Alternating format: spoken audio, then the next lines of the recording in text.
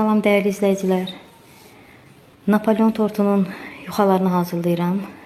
Deməli, mənə lazımdır burada 5 stəkan yarım un, 2 paçka yağ. Yəni, yarım kiloqram yağ.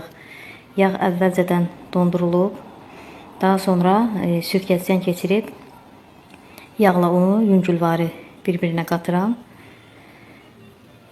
1 ədəd yumurta, 1 stəkan soyuq su, 1 xörək qaşığı sirkə və biraz duz. Bunları qarışdırıb unumuzun üzərinə əlavə edirəm və xəmiri bir yerə toparlayıram. Deməli, bu xəmiri normal xəmir kimi yoğurmağa ehtiyac yoxdur.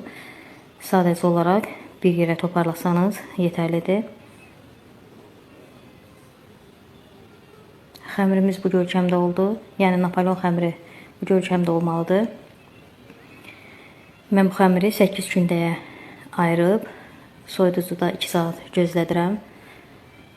Əziz xanımlar, siz tortu hansı ölçüdə istəsəniz hazırlaya bilərsiniz və həmən ölçüyə uyğun olaraq gündələrinizin sayını artırıb və yaxud azalda bilərsiniz. Mən burada 8 gündə eləmişəm. Siz məsəl üçün 7 gündə və yaxud 9 gündə də hazırlaya bilərsiniz.